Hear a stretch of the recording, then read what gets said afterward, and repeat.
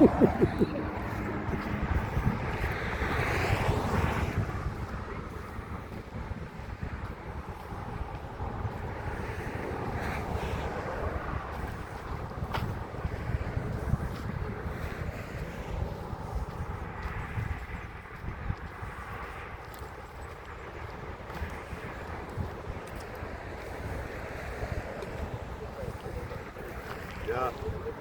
Ja.